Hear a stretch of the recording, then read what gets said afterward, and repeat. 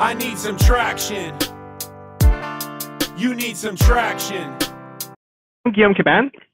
I'm a growth advisor. And before I talk 2 minutes about myself, I want to take a step back, and I want to all of us ask ourselves, like, how do B2B sites work? If you take a step back, and this is a quick schematic, of B2B sites. And generally what we see is that you get some kind of like top funnel demand gen, like ads. You could think of inbound marketing as the same thing, which drives to a landing page, which itself drives to a form. And then we follow up with an automated thank you email. The lead is routed to your CRM. Then like some magic happens in the lead routing, and salespeople are trying to see, like, am I going to call this lead, yes or no? And then if they think it's qualified, they follow up. And this entire experience, when you think about it, it's a sad experience for everyone involved. Because if you think about it, it's just like if you walk into like a shop or store, like you'd expect someone to like help you immediately, address you immediately, not follow up like the next day. And online, there's actually a really good study from HBR in 2015 that shows that the time to follow up is highly correlated with the conversion rate. Very highly correlated. And so if you can follow up faster, you'll have higher conversion rates. But even if you think about it, this experience, it's not great, right?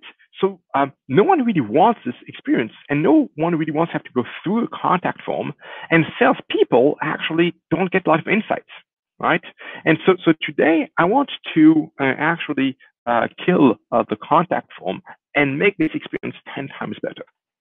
Now that I've said that, a quick 2 minutes on who I am. So I've built multiple growth teams, more recently at Segment and at Drift, and I specialize on companies between 50 and say 300 people. And these days I am a growth advisor at a number of companies, of which you'll find probably the biggest one you'll recognize here is G2.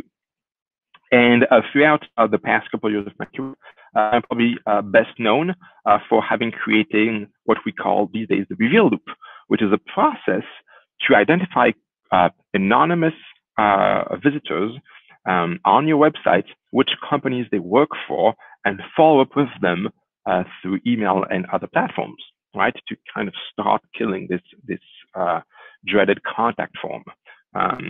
And not only that, but if any of you have seen something like that, where we inject the name of the company in the live chat, you see, hey, like your company name, can I ask you a quick question? If that has annoyed you, well, for that, I am sorry, because I'm the creator of this thing, but I have to admit, it works really well. This injection of personalization in the live chat real time have brought us a lot of money. So that said, let's go back to the problems that we face, right? And what's number one? What's the 3 top problems that marketers face, and how I'm trying to solve them?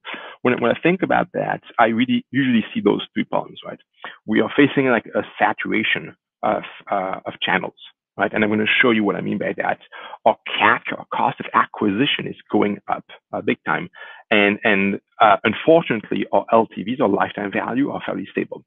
So when you look at the CAC, right, over the past couple of years, over the past 5 years, our CAC has grown about 50%, right? Which is a dramatic increase.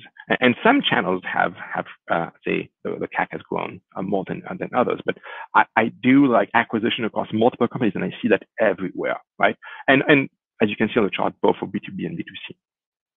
And the problem is that the money we make, the revenue we have from a given customer, from a given prospect, is maybe not as fast as this chart shows, but definitely not increasing by 50% over the past 5 years, right? And so we're kind of going to hit into a wall, right? And we're going to run fast into that wall, right? And we're throwing a ton of money at acquisition. Often marketers have the biggest budget in the company, right? And when we face that kind of like increasing CAC, we're throwing more and more money at it. But it's not really sustainable, right? As you can see, it's not really sustainable. And when you look at the KeyBank Capital survey from 2018 on 163 companies, what you see is that we lose money on new customers. Check it out, like we spend $1.13 to acquire $1 of new revenue, right? And the margin that we make in SaaS comes mostly from upsell and expansion, okay? And this doesn't even account for churn, right? So our time to recover is generally above a year. So this is becoming like extremely competitive, right? And so when you look at the let's say the growth scatter, you'll see to the bottom right that the companies that are, let's say, growing the slowest, so close to 0% growth, are those that are, let's say, spending the most money to acquire a new dollar, which makes sense. They have hit that wall, right? They no longer can break through a channel through sheer spend, right? And the opposite is true at the top, I'd say left. Okay, but so it means for most of us, we're going to hit that wall, or we know we're going to hit that wall, and we want to avoid doing that, right? And so when you look at how say the top CMOs are solving that problem, they are reducing their spend on labor, they're reducing their spend on paid on agencies, and they're increasing their spend on marketing technology. Okay, so what does that mean? Okay, well, if you ask me, it means that the solution, and I'm going to go into MarTech, is to start differentiating your actions, right, before your competitors, trying to having or creating a unique experience. Okay, I think that's the one thing that I want you to take away here, which is if you work for a company that has a great product, you believe in that product is differentiated. That is very important. That product is differentiated, and I hope you believe it is better than your competitors. The question is your marketing differentiated? Are you doing things differently than your competitors? Because if it is not, then you're not creating a moat through your marketing. Okay? So look at your funnel. What does it start? A usual funnel looks like this. And you have the acquisition, the engagement, the sign up, the activation, the conversion, right? And so it usually starts at the top, right? And the challenge at the top, like we are all doing the same things. We're all doing some ads on AdWords. We're all doing some inbound marketing, maybe a bit of SEO and virality and a couple other channels, like not very differentiated. And so we can't really create that moat. But there's a question, what happens before people land in your funnel, right? What's up there before people land on your site? And people exist. The prospects, the leads don't just pop into existence at the moment they come on your website, right? And our good friends at Google shared some data in 2015, which is B2B buyers do 12 searches before engaging with the brand. 12 searches, which kind of makes sense. It can feel like as a lot. It can feel like, wow, 12 searches before engaging with my brand. Wow, it's a lot. Well, actually, I looked it up. If you look for salt, right? So the image to the right, there's a 375% year-over-year increase. Over the past 2 years, increase in best salt on mobile devices, which is insane, right? Like, who's looking for like best salt on their smartphone, right? But it's just a trend. People are looking up. They are looking up different opportunity options for everything. Of course, for hotels. Of course, for flights. For restaurants where you go to. And that has happened also to B2B. So the B2C shift that we're seeing, the shift to testing, looking reviews, it's happening to B2B. That's just how we do research these days, right? It's the same humans, right? It's the same process that we have, right? And the consequence of that for us is that the buyers, they want control, right? And we need to give them that control. And that control means it's going to take longer, right? On the 1,362 companies or surveys that GCredit has done, shows that a major purchase decision takes between 1 and 3 months. That's where you can see the distribution here. Right, so it's taking a long time. So if we go back to this, like those 12 searches, and we kind of like graph them out, you think of like, well, I have a product. I can take the example of one of the companies I helped, it's called Gorgeous. They have a help desk for e-commerce Shopify stores. Well, it's a good product, and so people are likely to think this is interesting. They might not be convinced that they want to buy it. They might think it's interesting, and on the vertical axis from 0 to 1, where 1 is conversion and 0 is no conversion, having a good product brings you somewhere up along that vertical axis. You can say, just imagine it's like 20%. It's what we call the user fit. How good is this prospect, or are you for this product? Do you have the right problems and challenges that this product solves? Okay, and you're going to start the research. All right, so the research process, you're going to visit third-party websites, you're going to discover the market, you're going to visit your website, you're going to do a self-discovery of the product, register for a trial, and maybe you're going to have some emails or a phone call or a demo with a sales rep, which is, what we start measuring as marketers as the user behavior. Okay, we generally start measuring the behavior after the point of trial. Maybe after the point of the website, but never during the discovery of market, because they're not on our site, right? And if you want to think of like, where are the reveal loop that I have created? It's there. I've created the reveal loop to complement retargeting in the pre-trial, so post-website, but pre-trial, which is like trying to identify which are the companies that are qualified, that are expressing some level of intent, like going to my website, and send in some emails. Okay, but that's interesting. But like, what do we do here, right? And the truth is, we wait.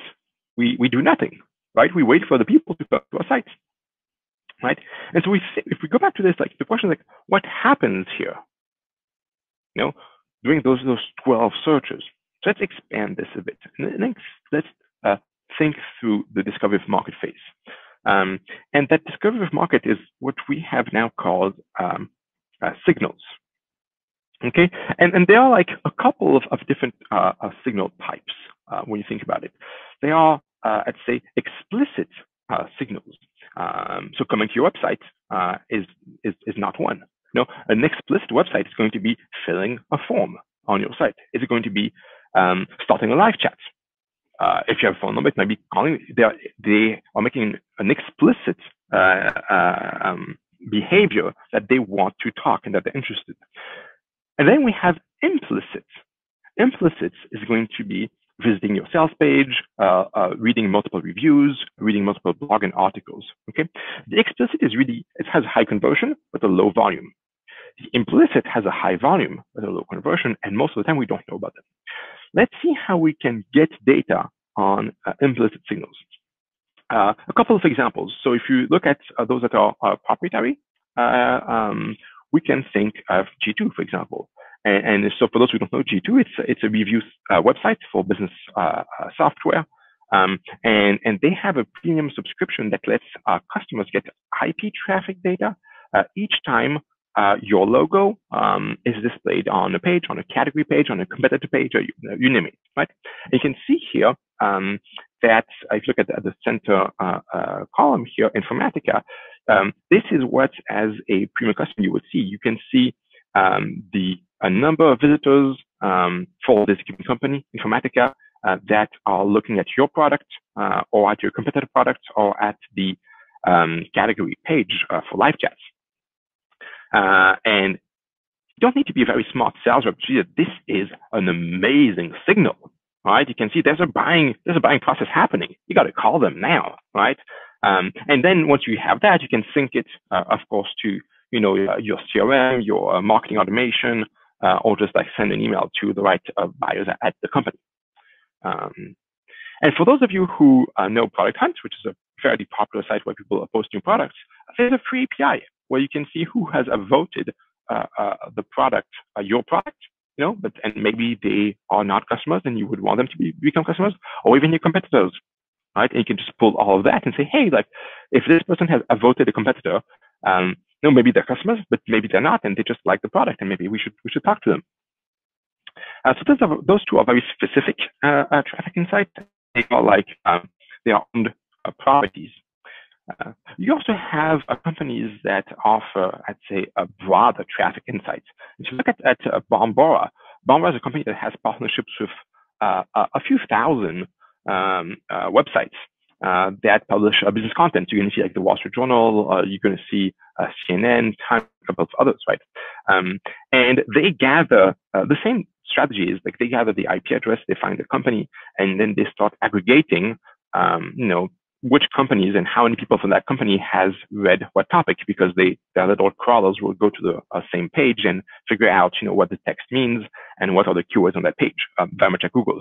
So, and then they sum that and say, well, there's like 5-10 people from this company that are reading about this topic over this time frame. And so it creates kind of like a bell curve analysis where you have at the far right, some people that are consuming more of a specific topic, right, which is what they call a surge, which is pretty cool, because then you can start having like really top of funnel, very top of funnel, I'd say intent.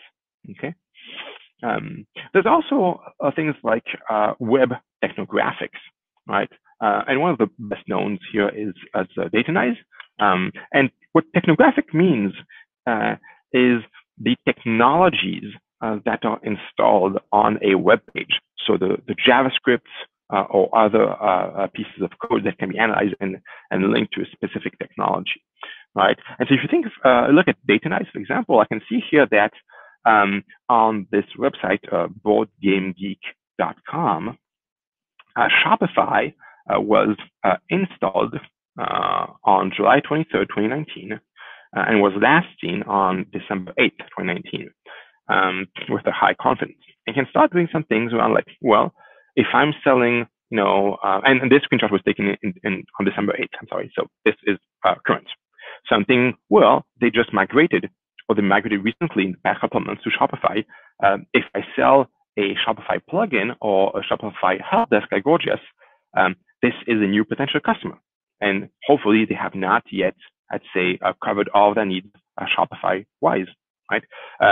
But if you are not in that time frame, you can definitely reach, if, for example, if we compete with Zendesk, and Zendesk was installed some time ago, I can try and figure out when the renewal happens, because it's every year.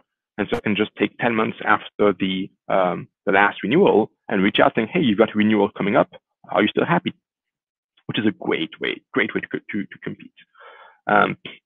There is also an up and coming tool which I like a lot, which is called Sonar. And Sonar gives you pain signals.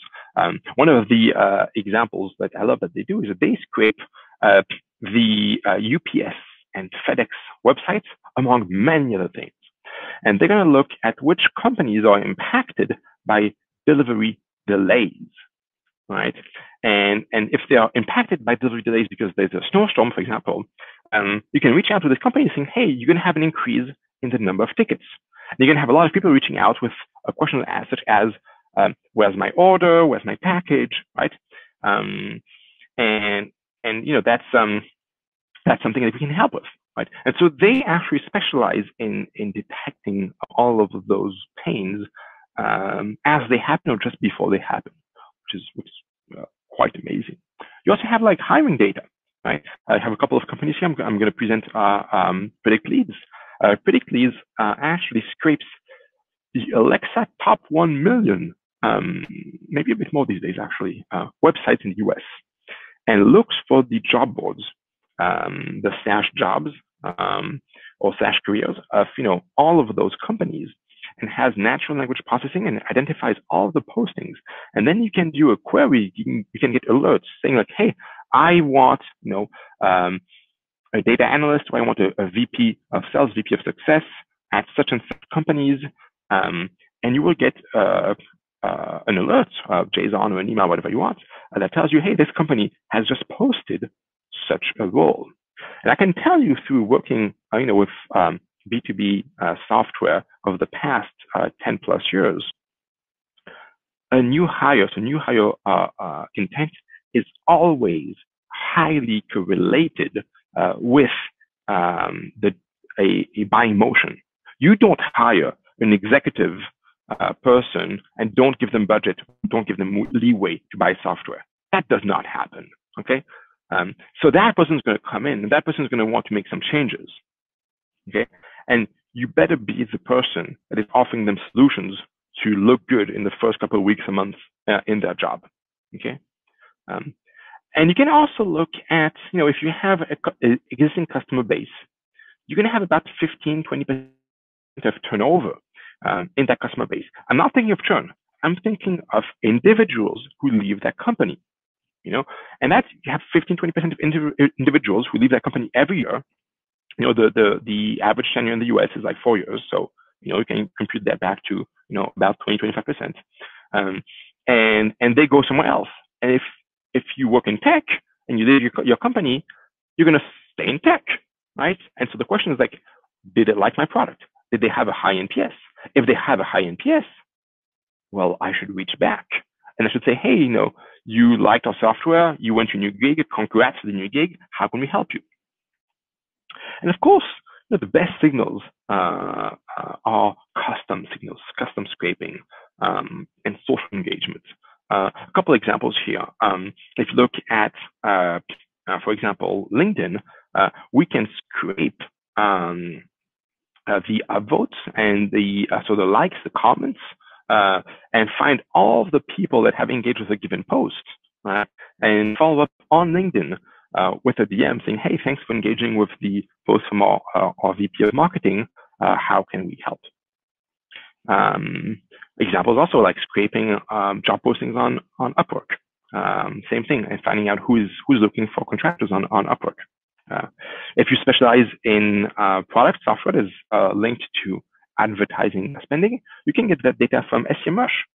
And SEMrush is going to tell you, if you look back at Informatica, how is the spend increasing or decreasing over time, which keywords they're buying, which pages it's sending to, who they compete with.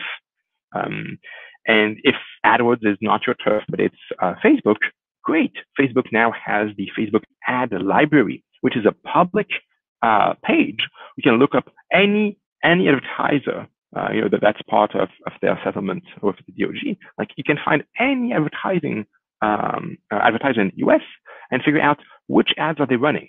And as you can see here on the screenshot, you see the start running date. And so I can scrape that. I can count the number of ads that are published over time to see how much effort are they putting at refreshing their ad copy, their ad creatives, which gives me an insight into how important is Facebook for them. Okay, and so if you think of all of those things, just put a couple of logos here. You can think of all of them, those that are relevant for you. You can walk backwards from the visit, which was the expressed intent, into the non-expressed intent, and start, I'd say, acting on that intent. Start doing the enrichment and the outreach. Okay, I want to give a couple of examples of how you can start leveraging that. The obvious one is you're gonna look for the right contacts, the right profiles, and you're just gonna send them a very qualified email. And the one thing I want to say here about a qualified email, you should totally inject the data from the intent. You discovered something. So imagine they're hiring a VP of sales and you sell a live chat tool. So this is the right buyer, right? You should inject that. Congrats to you. If they're changing technology and you support the technology, you should inject that too, right? It's going to make your email much more relevant. And we do that when we scrape the FedEx and UPS websites, and we know that there's going to be delivery delays. We tell them that.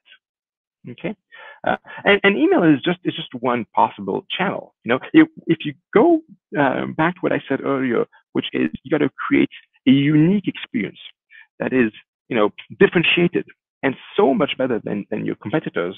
I want to give you an example of how you do that with live chat. And so this is an experience created a couple of years ago for people coming on our website, for which we had an insight into their intent and the value of the company, because we could score real time each visitor and know how valuable they are to us. And so we wanted to invest more and create a better experience. And so instead of saying something like, hey, how can we help? Which, isn't great. We created something which is, how do you like your coffee? And it's a bot, right? And it asks on the page for those highly qualified visitors, how do you like your coffee? Which is insane. It's an insane question to ask, right? And so people would engage. They would say like, what the hell? What do you mean? What is this thing? And as a marketer, when a highly qualified visitor engages with me, I win. So this thing actually creates a hot drink order. So it creates an order form and actually sends it to Sendozo, which sends it to Postmates. And we actually delivered coffees out of the top cities in US. And it's like $15, $20 ish to deliver a cappuccino to any person in most cities in the US, which is a great CAC to create a memorable experience for the right buyer. Okay, and if you can't do it real time, that's okay. You can use Sendozo to send, let's say, handwritten letters. That's a $5 investment. A handwritten postcard sent to anyone in the US, it's $5, and the open rate on those are really, really good. Okay, so the goal really is to know which companies to contact and compute your entire time, compute your entire total addressable market, know which ones are valuable, and be like a hawk, listening as those that are expressing intent clearly, or who are just behaving throughout all of those signals we talked about. I want to share a couple of results that I haven't shared before, and I want to share that with outbound. And so this one company has two types of outbound campaigns. It has what we call like manual campaigns, which is like pure cold outbound, like this is a good fit company. And it has outbound for accounts that are expressing intent, like technology changes, hire changes, and so on. The open rate is about the same, kind of makes sense. It's based on it's mostly based on the subject line. The reply rate is much better, but the deal creation rate, so the opportunity creation rate, is 3 to 4 times higher, right? And so the value per account, per email we send is about 5 times higher. And you might think, wow, this is like great emails, because like our top campaign has like an 18% reply rate, which is crazy, right? And no, it's not so much the email. It's that we know those people are in the buying process. And so of course, the op creation rate is going to be much better. But it's a combination of us knowing who, of us computing the value, and being able to reach out to them through multiple channels with an experience that is better than all of our competitors. So if you think of our competitors are going to like do an average campaign with an average spend, and maybe they're going to be able to touch them, but not nearly as well as I touch them, and not with the same quality or the same engagement. Okay, so we capture all of those signals and we send them out to all of those channels. And so what it means is that you got to be able to invest more on the accounts that are showing intent. And so if Jenny, has let's say a higher predicted value, you predict her value to be $1,000, you should be able to spend $300 on her. But if Bob at the far left, has a predicted value of $10, you should only spend $3, right? And so you should have like this kind of distribution, which means for each account in your database, in your total addressable market, in your TAM, you should know ahead of time how much you're willing to spend based on the intent and the likelihood to buy. And when you wrap that up, it means that you have this prediction that evolves over time with the addition of signals in a given account. The more there is intent expressed, the higher your confidence in this company buying, and the more you're willing to spend, as you can see at the bottom here, like advertising, email, brand gifts, or live chats. Okay, so I want to say if you're ready to get started with buying intent, and you want some advice, or you just want some intros, just reach out to me. I'll be extremely happy to make intros to any of those companies or others. And with that, I wanted to say thank you.